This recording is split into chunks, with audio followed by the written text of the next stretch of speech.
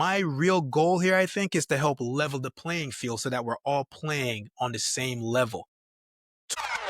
This is the first time in my life I remain completely and totally obedient to that inner compass. That inner compass that is gnawing at you, where you know you're called to something different. The Maverick Method is something that I've been living by for the last 2 decades. It's essentially when you have 4 things aligned, and that is your spiritual clarity, your mental toughness, your emotional fortitude, and your physical tenacity. You're coming into a space where you're going to be seen, heard, celebrated, empowered to win. But here's the most important thing.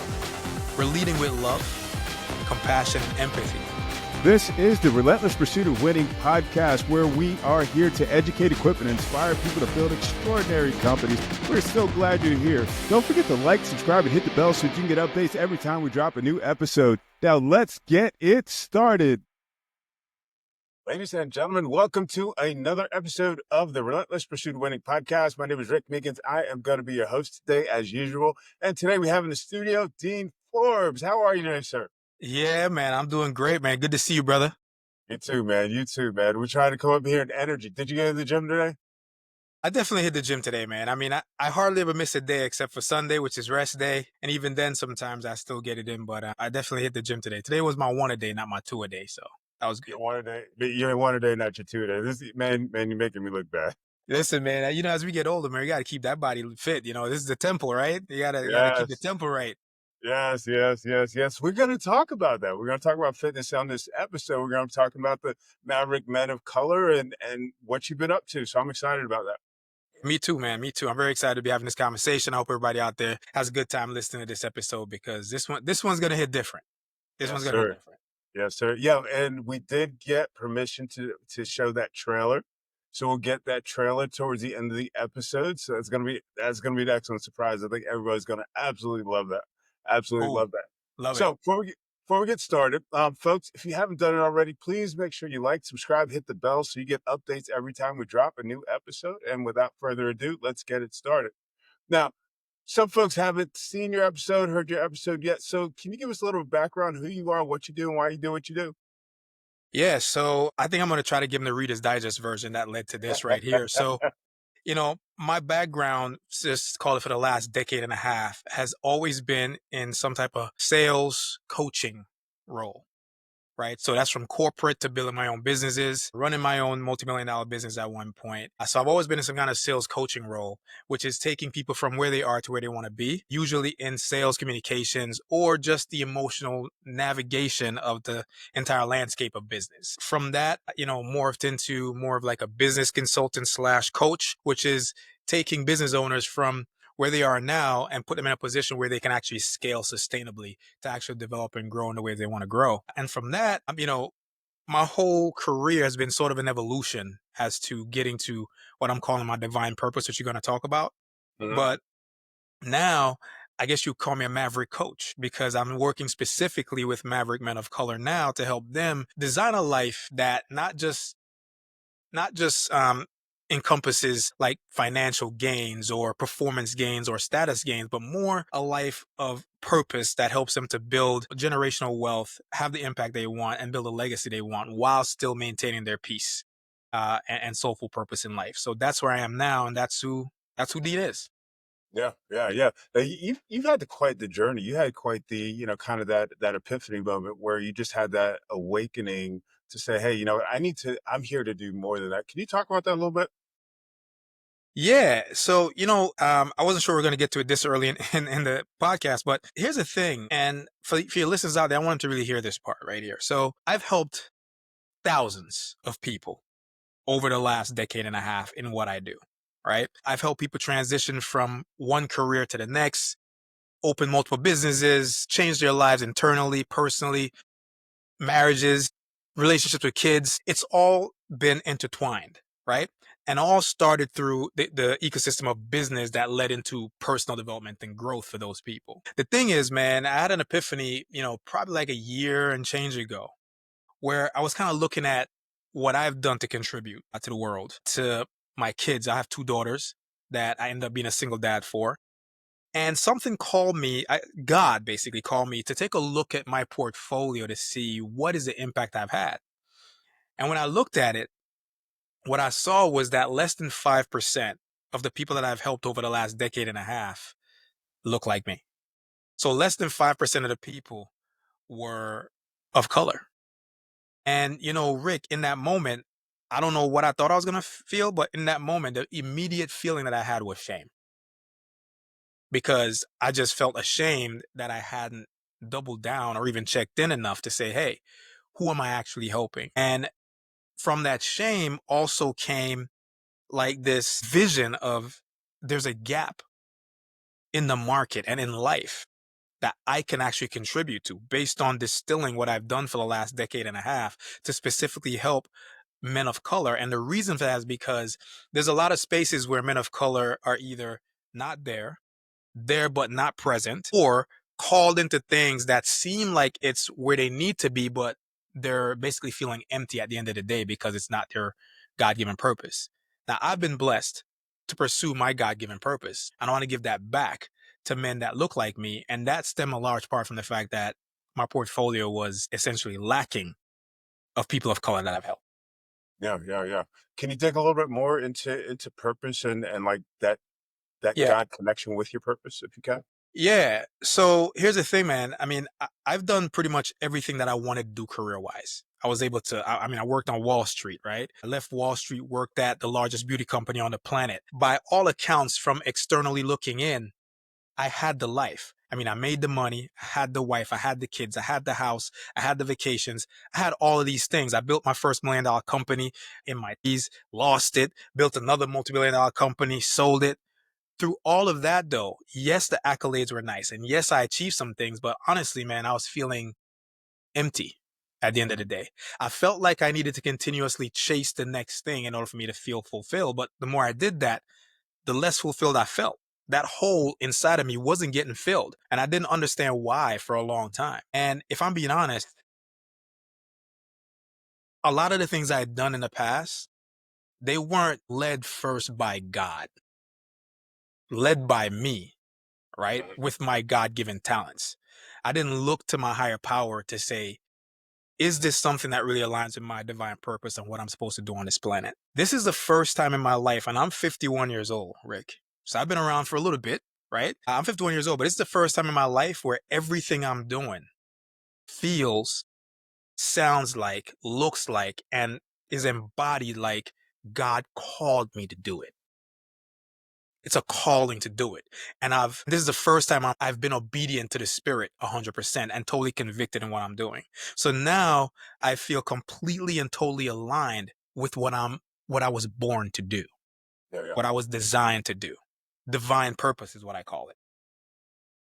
How do you know? I mean, I know this. I know we're digging a little bit further Yeah, that's than fine. we talked about going, but how do you know that was? How do you know it was a calling? How do you know that God directed you in this place? Because I mean, that's a question a lot of people have. It's like, is this God talking to me, or is this just Yeah. my memory or something like that? I mean, what? How do you know it was God? Yeah. Great question. So you'll hear a lot of great leaders talk about congruence, right? Are your actions congruent with your belief? Are your actions congruent with your thoughts and things like that? I take that a little further. And I call it conviction incongruence, where even in the moments when you have to make the toughest decision, you still act with conviction and congruence in those moments. An example would be I was building a life with a woman before I met my fiance that seemed fine. I mean, she checked a lot of boxes. Like, let's say, call it 7 out of 10.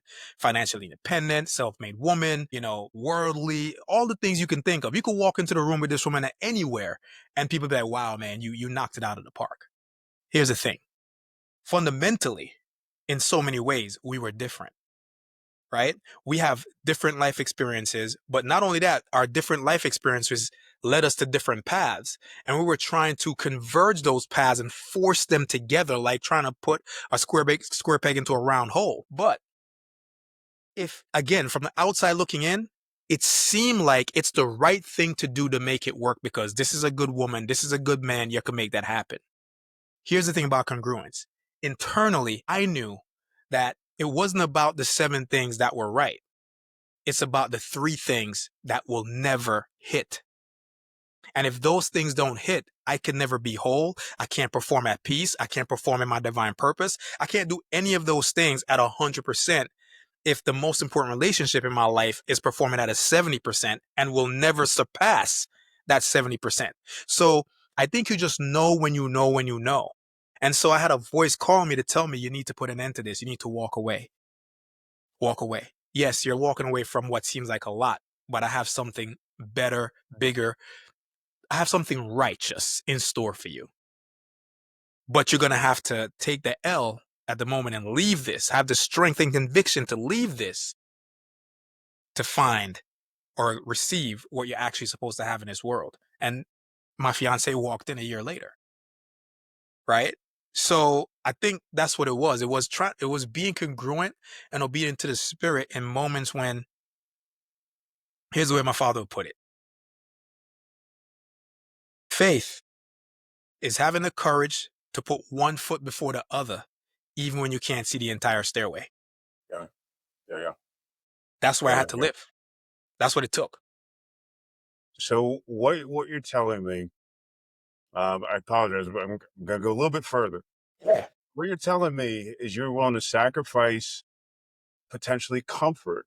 You knew what was going to happen the next day. You knew what was going to happen next week, next year, et cetera, and go on this path where there was a lot. You didn't have as much certainty. At the very least, you didn't know what was going to happen. You run the quote unquote risk of being single at late 50 years old.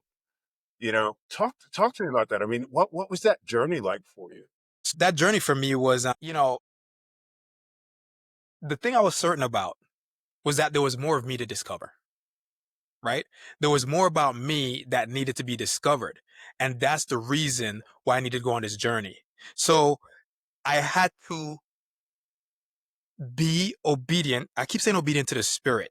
I wish I could describe it for somebody who wants to feel but never feel it. But you get this feeling where it's like there's so much more of me left to unfold. But if I stay in the space I'm in right now, I could never unfold it. Like this environment just doesn't allow me to unfold this piece that has to be unfold. And it's like that itch you can't scratch unless you get something to scratch your back, or you need to have something scratch it. Otherwise, it's going to drive you crazy. I think I was going to go crazy if I didn't do it. Let's put it that way. And I wasn't willing to go crazy.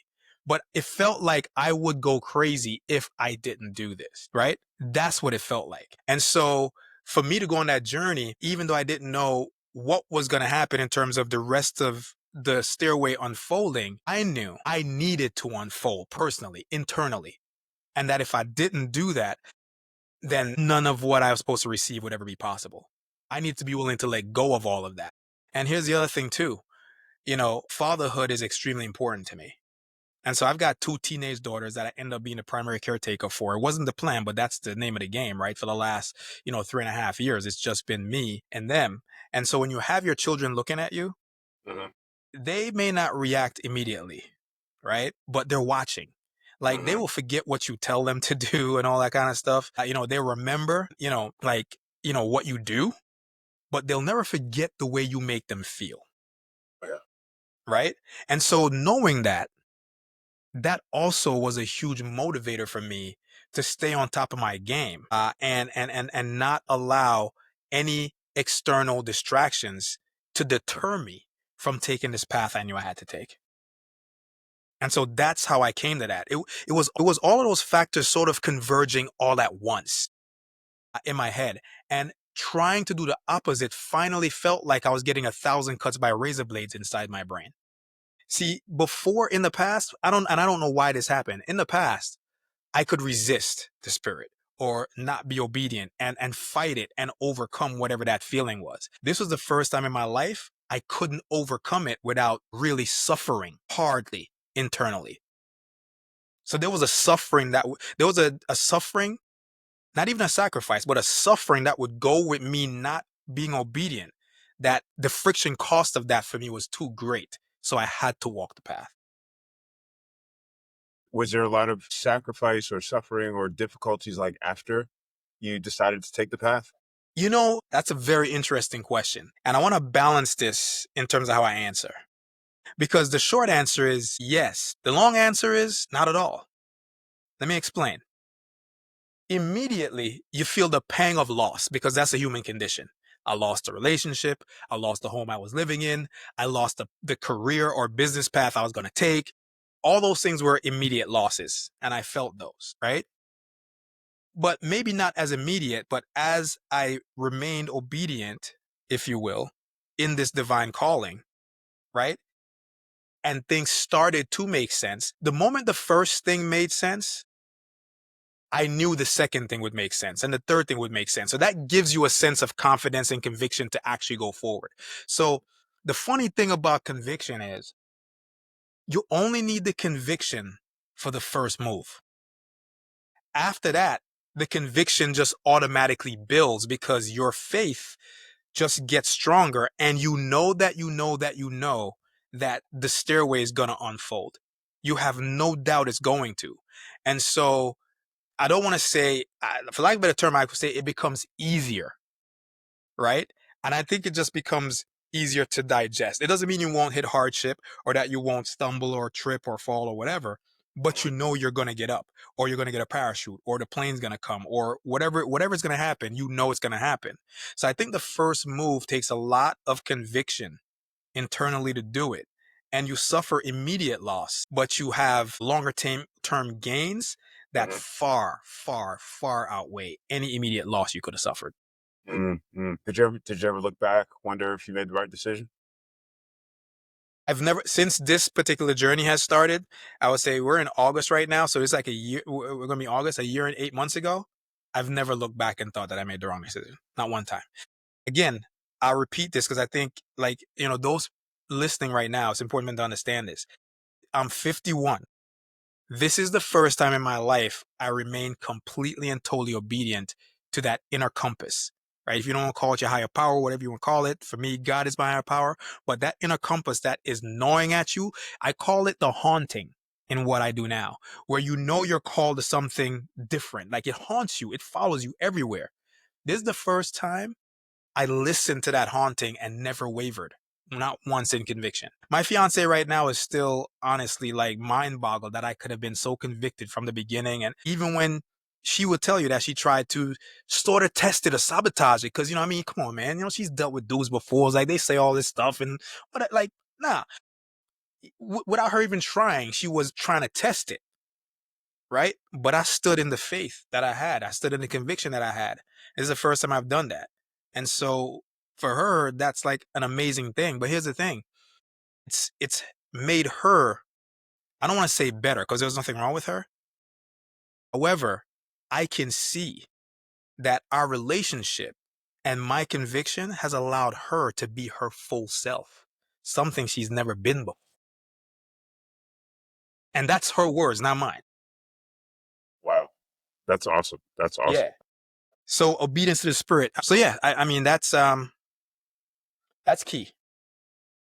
Absolutely, absolutely. And you guys have a real close alignment now. Uh, 10 out of 10. I'm assuming. Yes, we do. I mean, so close that it's uncanny. I mean, we've only known each other literally like 5 months. It's probably month six right now.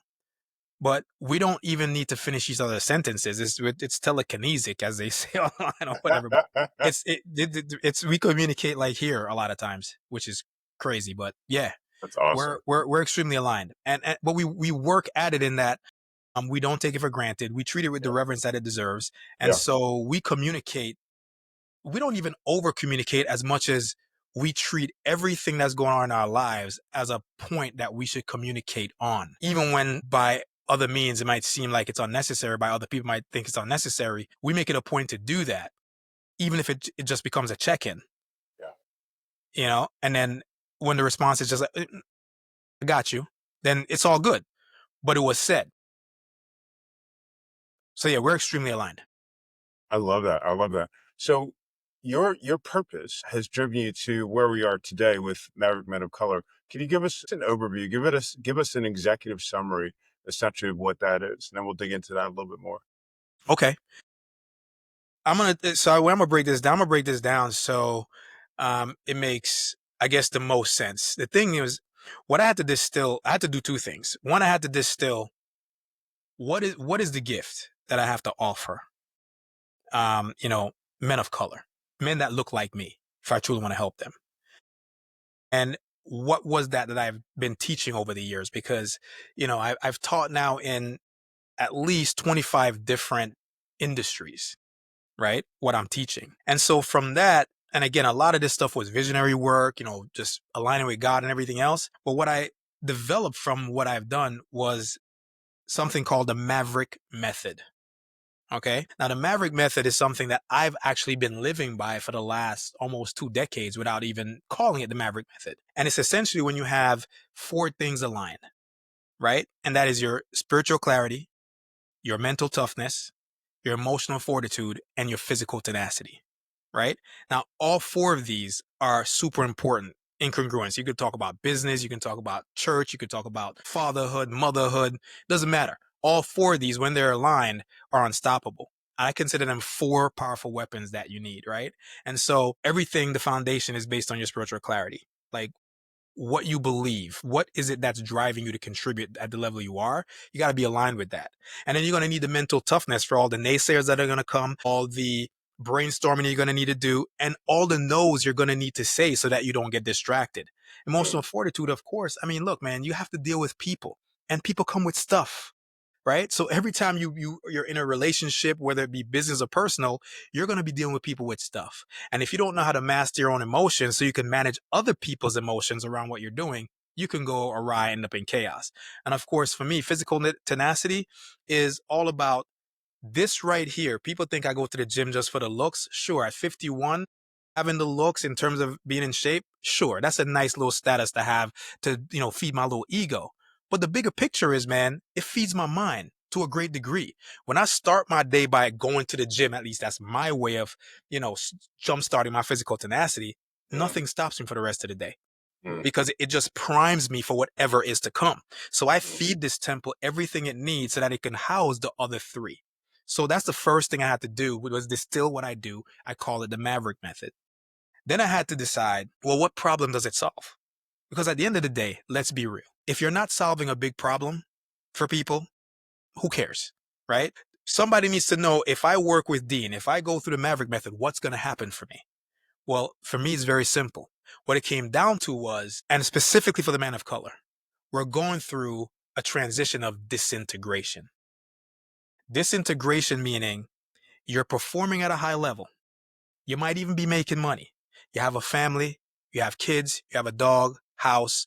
Sometimes you have all of these things, but somehow you keep walking in the house and feeling empty. Or your wife's giving you the side eye. You're not completely present for your kids. So everything that you're achieving in terms of accolades and status, inside you're falling apart. You don't feel like it's going anywhere. You stay performing, but at the end of the day, feel like you're actually receiving nothing for it. That's called disintegration, because you're doing everything with your health on the sacrificial precipice. Your relationships, the closest ones, suffer, right? And you're selling your soul to do it, because every time you get another status or accolade for something that you were called to build but not rule, piece of you dies. So the problem we're solving here is disintegration, which is about removing us from the imprisonment of our own success and external statuses that actually are a delusion, right? The suffocation of having to always be the strong one with no place to be vulnerable enough to say, yo, I'm going through something. I mean, come on. You and I probably grew up similarly. We're not taught that vulnerability is a strength. It's a weakness. No crying, buck up, shut up, go make something happen, be the strong one. There's no room for weakness. But what about vulnerability? What about letting people who want to celebrate you and help you grow know, you know what, man? I feel really beat up today. I don't know what it is, and I don't really know how to solve the problem. I need a little help, just to get over this stuff that's going on with me. I have trauma from back in the day that I don't even want to talk about. I can't talk about it because I'm not allowed to. That's that suffocation that we feel because we're carrying the whole world. And then with the imprisonment and the suffocation, now you have the haunting. And that's the little voice in the back of your head, for me, God, whispering to you all day long, you're meant for something better. You're meant for something bigger. You could contribute more. Your ladder is against the wrong wall. You climbed the ladder of success all the way to the top, and when you got there, you didn't feel anything because it's against the wrong wall. You don't have the love and respect of your wife, or maybe the relationship is distant. You don't have the adoration of your kids because you're not present for them on birthdays. You're in the building, but you're not really there, right? You feel like, pieces of you are just getting left everywhere. Other people are benefiting from your presence. So you feel basically exploited and not being able to truly reap the fruits of your labor in terms of you feeling fulfilled, you feeling like you contributed, you feeling like when you leave this earth, there's going to be something of you left that other people will benefit from, that your generation will benefit from, right? You don't feel that feeling of legacy and the impact that you actually want to have. You don't feel any of that, no matter how high you climb the ladder. So the big problem that we're solving here is disintegration. And I've seen too many men of color go through disintegration, not even know what it is. And they don't even understand why they feel like they're dying on the vine, even though they keep producing fruit every day, Yeah. Yeah. you know? Yeah. And so that's where we are with the Maverick Method and the Maverick Men of Color Brotherhood. This is what I'm teaching inside that brotherhood. Okay, cool. So the Brotherhood itself, though, I mean, how is it organized? What would one expect if they were to join the organization? Yeah. So the first thing is you're coming into a space where you're going to be seen, heard, celebrated, empowered to win. But here's the most important thing. We're leading with love, compassion, and empathy from a group of brothers who actually know what you're going through. So we're going to love on you. See, here's the other thing, man. As black men, I'm going to speak directly to black men right now, right? Men of color. There's nothing wrong with having your brother love on you, showing you some love, even not just tough love, but we're saying, yo, bro, I love you, man. I want you to win. What's going on with you? What's happening? So you're going to find a space inside that brotherhood where you can do that with no judgment, right? You're going to find challenges inside this arena where you can actually take steps to immediately change your life today. By the way, the interesting thing here, Rick, is that nothing inside this neighborhood, inside the brotherhood, is built on theory. This is all built on practice. I've practiced this and taught this for the last almost 2 decades. So there's no theory in here, no guru talk, no gimmick speak. This is all practice. So you'll find challenges. You're going to find courses. You're going to find rich conversations around the nuances of life when you are a man of color and what it takes to actually navigate these areas. You're going to find a place in there where your emotions are not just validated, but truly, truly understood. Mhm. Right? So you're going to end up standing on the shoulders of giants, as they say, where, you can actually go, wow, there are people out there who actually understand me, where I'm coming from, what I have been through, and not only that, what I have to go through on a regular basis to go from first base to second base to third base and finally knock home a grand slam. And I could Mhm. walk that walk with people that look like me, know where I've been, know where I'm from, and understand what it takes to actually walk, as a man of color through the society that we live in right now. So you're going to find that inside the brotherhood. Okay. So you started out by you explained, kind of the why. You said that you felt that, most 95% of your work was not benefiting people of color. And so you felt driven to take what you've been doing for the past 20 years and organize it into a community where you can teach other people, a space where people can come in and have whatever conversations, et cetera, et cetera. Why do you feel this is so important right now? You know, it's a great question, man. I don't think there's ever been a greater time in history than now to actually do this. But here's the thing. I had a conversation with a colleague and a pretty good friend of mine, right? And for the sake of transparency, this is a Caucasian guy. He's a Mormon from Utah, really good guy. His name's Curtis. And he was doing a lot of the social media marketing for me. And, we had come to a point where it was time to market, Maverick Men of Color, the whole movement behind, Maverickism and everything else. And I ended up having to fire my friend. Now here's the thing about this. Why is it important now? What I loved about our conversation is that as a white man, he truly understood why a space like this was necessary, because we don't have them, right? So other folks have all these spaces that they can leverage to do all these things, right? To talk to go through the things that I just talked about. Well, we don't have a space that's safe enough for us to do that, right? And so that's why it's important to do this now, because here's the truth. The playing field, if we're being totally honest, has never been level. My real goal here, I think, is to help level the playing field so that we're all playing on the same level. Too often we have to come from behind or do twice as much and everything else. And, I make no excuses. I blame no one else or anything like that. That's not the case, right? There's always been adversity. Yeah. Since the dawn of time, there's been adversity, right? And when it comes to leading your community or being contribution to your community, your job is to help mitigate, minimize, or eliminate that adversity so that your people can thrive. Now, I know we're all human beings. I think all human beings have value, right?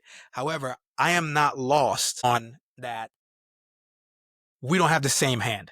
We don't get dealt the same kind of hands, right? Other people get a full flush. We have to start from like we have all clubs in our hands when we really need spades. Okay. So I'm trying to deliver spades to people who have never had it so that the playing field could be level, and basically one tide rises all boats at the end of the day. So why is it important now? There's a lot of ways I could probably go with that. The vision was given to me now. So that now is in effect because I'm being obedient once again. But look at where the world is right now. Look at the divisiveness that goes on in our society right now. And there's the other key. The other key is that my goal isn't to further divide us. In fact, I would say, Rick, that having a brotherhood like this exist is actually key to bringing us more together. Why? Because the moment that we feel truly validated, we feel like we can express fully. We feel like we can be authentic. We feel like we don't have to hide. We feel like we don't have to hide behind performance. We feel like we have a platform where we can launch on the same level as anybody else standing next to us. There is no reason, resentment, or any kind of harboring of feelings of being together after you have that. The problem is when the field is lopsided, you're always going to have resentment. You're always going to have people harboring negative feelings and toxic feelings every single day. And because the playing field is not level, and you have those who wouldn't admit that it's not level, that makes it even worse. So why is now the right time? I've been in the United States now for 39 years. I've never seen a more divisive time in my lifetime in this country. So that's why it's important now, right? Interesting. I think there's an argument that some might make that there's more biases that people have, and it's not there's less intention, and we'll talk elephant in the room, more biases than racial tension in some places. So without being divisive, with the mission of Maverick Men of Color, how do we change those biases? How do we change those stories so that people are looking at people as people and not as a black man or not as a brown man or, whatever? How does Maverick Men of Color address that? Yeah, it's a great question. The way that we address that is how we teach what we teach. So in other words, we don't teach bias or divisiveness or anything like that, because it's going to come down to how you use your powers. See, the 4 weapons I'm talking about, when you actually dial those in, it's like any other weapon.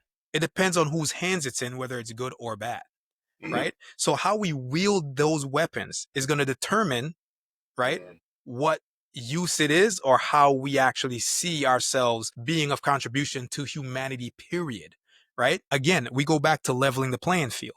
Now, the question you're asking about the racial tension, something that both black, white, and every color in between will have to get behind, whether they like it or not, is this one universal truth. The playing field isn't level. It's been designed to have a few have certain privileges that others can't get access to without having to go through a whole hell of a lot more than you do. You're born with it. You're taught that it's yours, right? At the end of the day.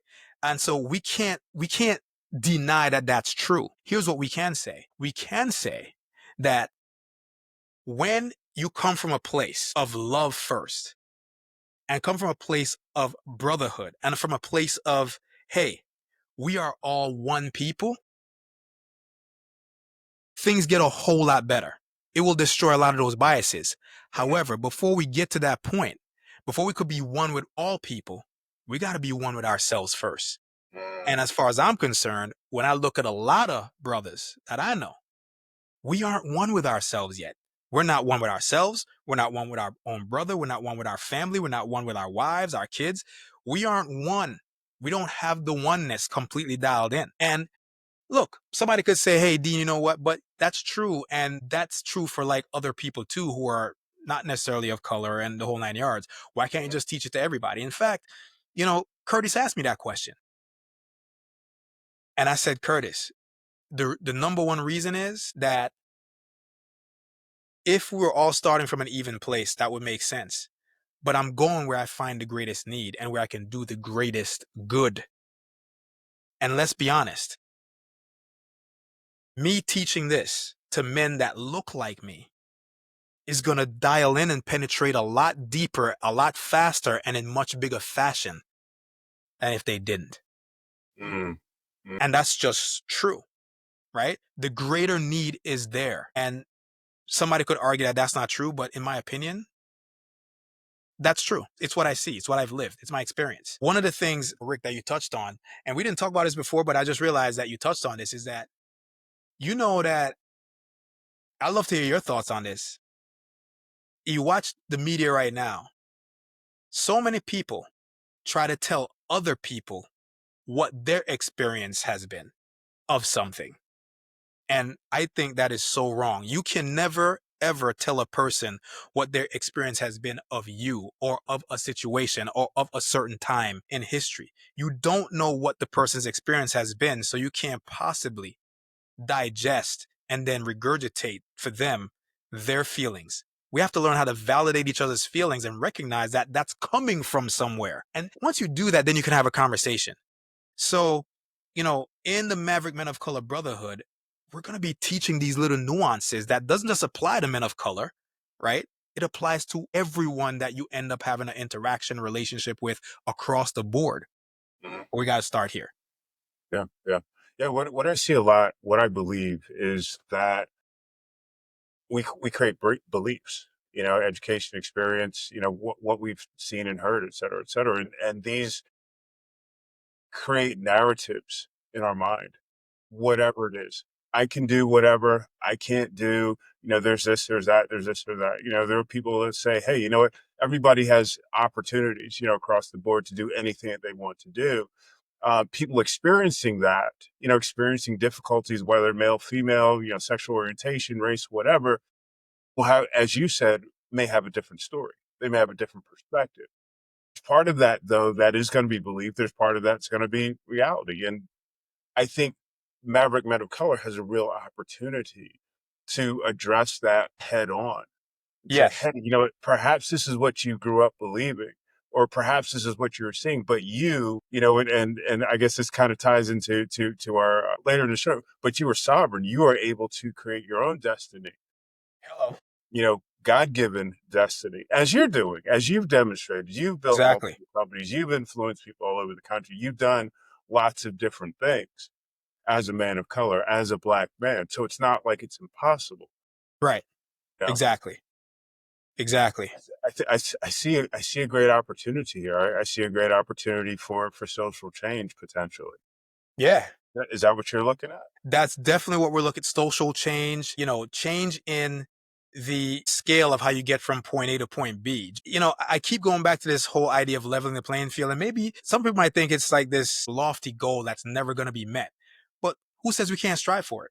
Yeah, Right? Why can't we strive for it? So I think we need to really strive for that. And I think across the board, I would beckon and implore all of humanity to strive for that, yeah, to strive for leveling the playing field so that every man, every woman has essentially the same platform that they're launching from, and then they could make of life what they will without having to go through any kind of unjust mechanisms or lopsided systems designed to box them out, keep them down, or whatever. Rather than doing that, just open up the system. Here are the tools. You all have the same tools to start with. You can go launch yourself and create other tools that are better than the ones you all started with in the whole 9 yards and make it happen for yourself. I think we should implore all of humanity to actually do that. And the Maverick Method is something that encompasses that anyway, as far as because it's not like it's only we can actually wield these weapons, right? People have wielded these weapons for a long time. Men of all races, color, creed, whatever, have wielded these weapons. The question is how. You can use a torch to light the way or to burn down a house. It's just up to you. And so I'm just inviting everybody to light the way, build something. I see some challenges here. I've never known, a man with power to want to give up that power. I see we all have choices about what we want to do, what we don't want to do. We have different levels of motivation, different levels of drive. How do we level a playing field under those circumstances? Yeah, that's a great question. And the way I want to answer that is because we have to separate two things. You have to separate who you are from what you do. Let me explain. Who you are at your essence is the most powerful source of energy, creation, innovation, and possibilities ever. That's who we all are at our essence, right? What you do has to do with your level of self-awareness, what you believe about it, and how you plan to leverage it to contribute in a way that essentially helps you to translate your gifts into something useful or not useful for mankind. So those are two separate things. So we don't need to level the playing field in terms of how people think or what they believe or anything like that. That part is a choice. What you do with it. We have to level the playing field in principle based on who we are at our essence. The platform needs to represent that essence so that the platform is the same for everyone, but how we interpret it is different. I mean, that's what it comes down to at the end of the day. How I interpret my divine purpose, right?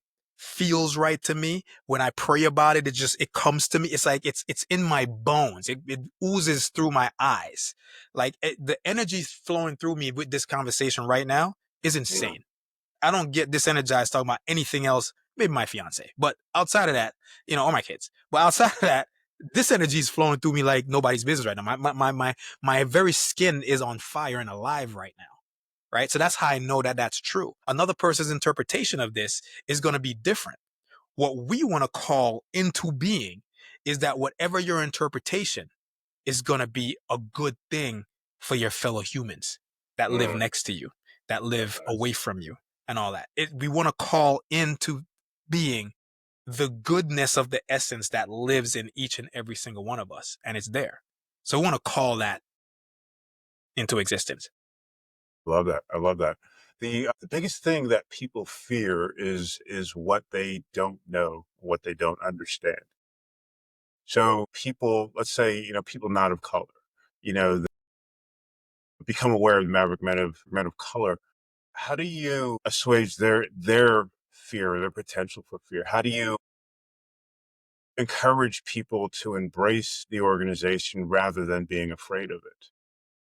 Yeah, I think that's probably a more circuitous or difficult path, but still not impossible. I think one of the ways we can do that is to really lean into telling the truth or telling the facts because truth is different for everybody, right? My truth, her truth, his truth.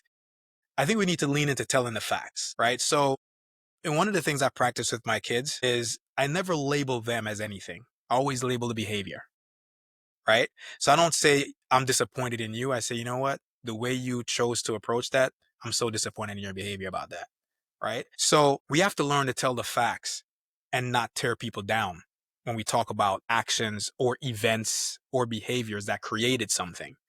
And then we need to be able to have open discourse about those things.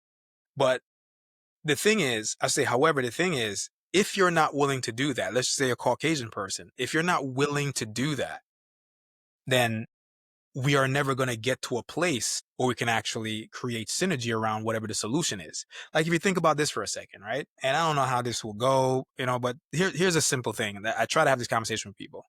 So people who are my age and let's say younger, right? You're not, you didn't, you weren't an adult in the era of say the civil rights movement or, slavery, any of those things, right? But our ancestry is all about those things. So let's just say you're a Caucasian living today, right? The question is, are you responsible for what your ancestors did to say, black people or brown people way back when? The answer is no. You're not responsible for it. However, can you admit that you are the beneficiary of whatever atrocities were committed back then today? Can you admit that you're the beneficiary of it and that we're not? Can you admit something like that? Because that's a fact. The fact is you are a beneficiary of that. So if you can admit that and be aware of that, then you can accept some responsibility, not for what happened, but to change the landscape with us instead of trying to be against us, right? Change the landscape to okay, if you can admit that, leveling the playing field becomes automatic to you. It becomes, of course, that makes sense to you. So we have to have a conversation from a place of fact, right? So if we can do that, then we can invite other people to help us level the playing field. And there are some people out there right now that may be putting in that work to do that without even understanding why they feel the way they feel. I want people to know why they're feeling those things and why it's important that you feel those things and that you want to do those things. And that's why that's important. So yeah, the question you asked is going to take both sides to come to a certain level of awareness and just talk from a place of fact to begin with. So we'll continue to do that inside the Maverick Men of Color Brotherhood. And we're open to all who want to listen, converse, and actually have, meaningful dialogue around those things. Yeah, that's courageous conversations. You talked about education. You've got a partner up with the Maverick Men of Color that is working specifically to develop movies, essentially, and media to educate folks. Do you want to talk about that real quick? Yeah, so one of the things I knew was going to be important to the Maverick Men of Color movement was who I collaborated with, who I partnered with, the folks that get attached or infused with what we're trying to do. And by the grace of God, Hallelujah Johnson, who is the founder of Inhale Studios, came my way vis-a-vis you, one of the founding brothers of Maverick Men of Color. I met her, and from what I understand, she's created the first full-length feature film that is driven strictly by AI. And I had the privilege, of course, to watch the private screening that you invited me to. And, the thing that really resonates with me with the first movie and ultimate spinoffs that will come, Sovereign, is that it talks about a lost history. So I just got done talking from a place of fact, right? Well, there are facts in this movie that I promise you 90% of people that we know just don't know, right? They don't know those things. Becoming aware of these things will help the conversation. So this is a partnership that is not just strategic, but it's a holy and divine partnership between Maverick Men of Color and Inhale Studios. And I'm so honored to be part of that whole thing in any way, shape, or form I can. And I invite anyone that, any of the men that come through Maverick Men of Color to join that brotherhood, not only to come to our private screening, but not only that, but once they see it, to take that and go develop their own audiences, to have other private screenings, whatever Hallelujah wants to do, because this is a movement that cannot be denied.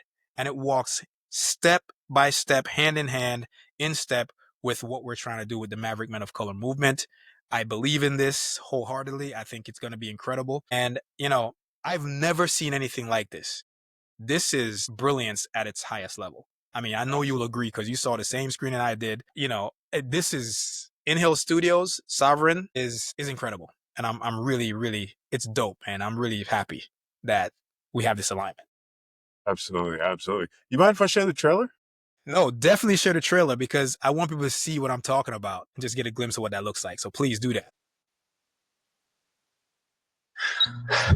Now pay close attention to what I'm about to show you. Your life depends on it. Another tragic incident has sparked national outrage. See, is that you? I think so. Dad, what did you do to us? The same thing my parents did for me. It's a family thing. Welcome to your sovereign journey. Hold on. Mom. Wait, let's take a look outside. I want to show you this. Hold on. Pops, we need to get out of here. Dad, I think Pops, help. Your children did not pass my test, so now they must enter the darkness and learn without you. Dad!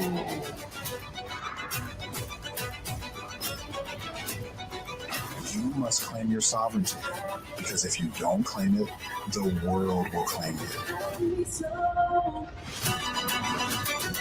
Sovereignty is the power to say, I know who I am, even when everything falls apart. Yeah, man. I get goosebumps every time I watch that. Right. You know, at the end of that trailer, the sovereignty is having the courage to say, I know who I am, even when everything else falls apart. That is the epitome of the Maverick Method color movement. Yeah. I know who I am, even when everything else is falling apart. That's that power that everyone really needs to embrace. Yeah. It breaks down these financial and these racial and everything else. I know who I am. I'm going to show up as I am 100% every day. That's what we need to be able to do as humans. Huge, huge. I mean, if you think about it, I know who I am with conviction is exactly the opposite of disintegration. Yes. If you can't do that and you don't have that in you, you will disintegrate piece by piece every day. Absolutely. Absolutely. That's powerful. So yeah, I'm looking forward to that partnership, wherever that leads, man. Awesome. Awesome. Awesome. All right. So my friend, we are out of time. What do you want to leave our audience with?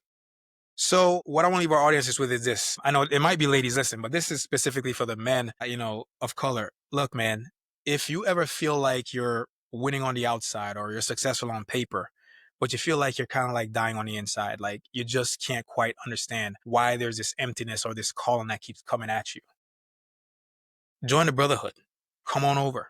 All right, we'll make sure you have all the links. Check out the neighborhood, see what it's like, right? Because this is a place where you no longer have to just like perform. You can be your authentic self with people that understand you, want to see you win, celebrate you, validate you, and pull you up whenever you're feeling down. This is a space where it's safe to be vulnerable and express yourself fully.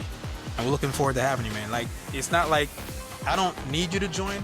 We are honored if you want to come and hang out with us. Excellent. Excellent. Thank you so much for walking us through this. This has been enlightening. I think that our audience is going to get a lot out of it. So thank you so much again for being on the show. My pleasure, man. Always a pleasure to hang out with you, bro. Likewise, likewise. Folks, thank you so much for watching or listening to another episode of the Relentless Pursuit of Winning podcast. Catch you next time.